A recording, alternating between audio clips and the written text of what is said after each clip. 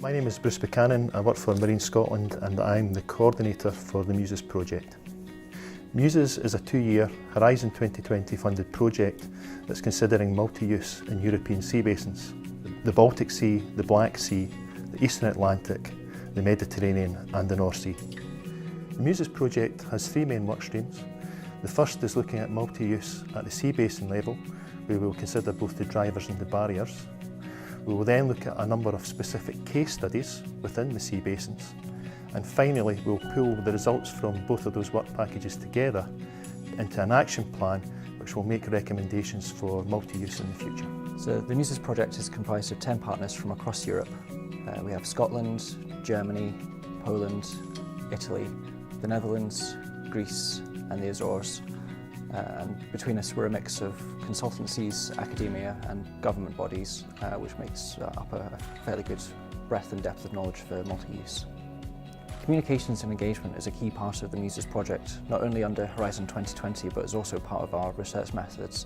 Our outward-facing platform for this is the project website, where we publish deliverables as well as make announcements for the Muses project. For the deliverables, this also allows stakeholders the opportunity to comment on the work we're producing and to get additional insights from the public. So in the North Sea, from our studies so far, a few key issues have emerged which are very relevant to the sea basin. The first one is around the level of advancement of the concept. So we have found that the concept is fairly well advanced in the North Sea basin compared to the other European sea basins. We researched multi-uses, and I must say it was a really new issue for us. So, we developed analytical framework. It was a joint work of all partners.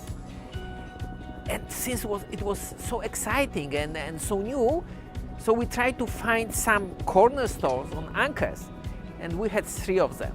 The first one, it was a definition, because it's not easy to know what is multi-use. So ships are together with fish, but it's not multi-use. But if the fisherman is fishing in the MPAs, that's a multi-use. And the second cornerstone was in focusing on drivers and barriers. This was important to understand how multi-use can emerge. And the third was in researching the minds of stakeholders to understand how we can have multi-use at the end of the day. That there is a key prerequisite for the multi-use concept to be successful. Either you have the sectors which are behind the users engaged, or you have at least one sector and the regulator. And what we also found out that there is a need for strengthening the EU level policies and macro-regional strategies, because they are regarded as useful.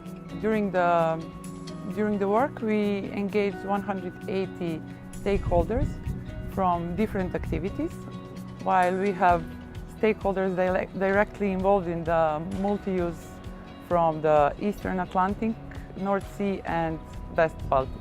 Yeah, Statoil is the world-leading energy company.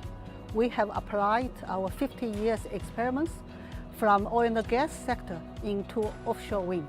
We made significant and world-leading achievement in the offshore wind industry.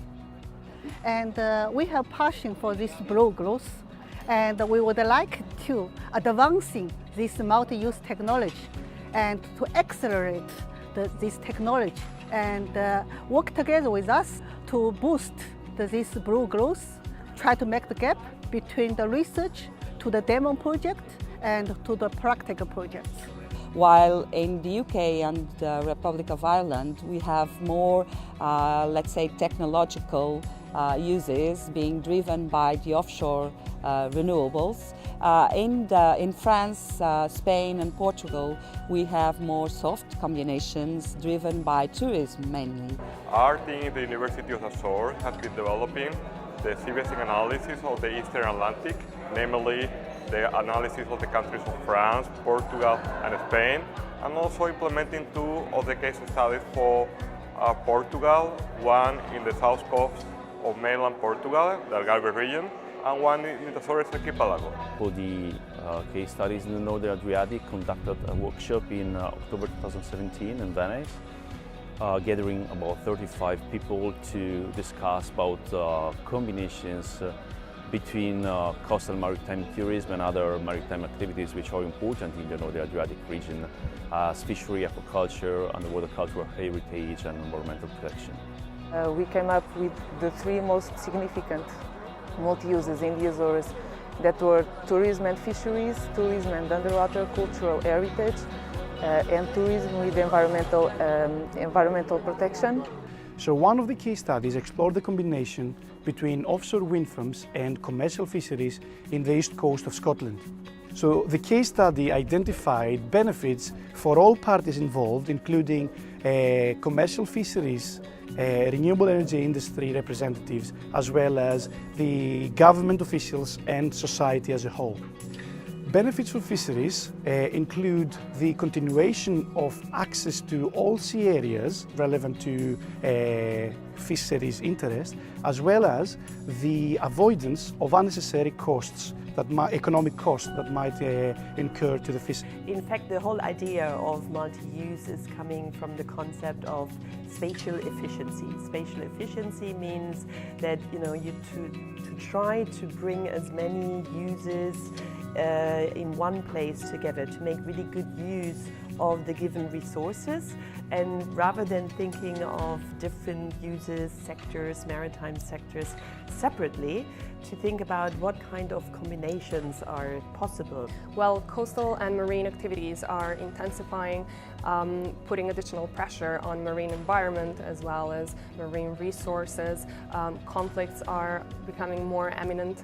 Then countries are actually moving from traditional sector to sector management to a more coherent, more holistic and integrated way of managing marine activities. Tourism is a major driver for multi-use development in the Mediterranean Sea. The Mediterranean Sea benefits from a unique biodiversity, coastal landscapes and sea shapes, which actually enable the development of soft-use combinations. An example for a soft-use combination in the Mediterranean Sea is pescatourism. Pescatourism is a sustainable practice which has been developed in the 1990s, and it refers to using fisher boats and bringing tourists for daily trips, showing fishing operations. Through creating awareness on the benefits of, let's say, this type of uses, and actually integrating this knowledge also and interacting to decision makers, and not only let's say people who are involved with the industry, but also actually trying to connect pretty much this knowledge triangle. People, from innovation and from research, interacting with industry itself, showcasing the potential of this kind of ideas. I think that let's say efforts related to water demand, which are very important in countries like Greece. So if we have a platform that actually has an offshore wind or a solar system actually producing energy, which could more or less provide in the same time water that could be used for the people in an isolated island. I think this could be really beneficial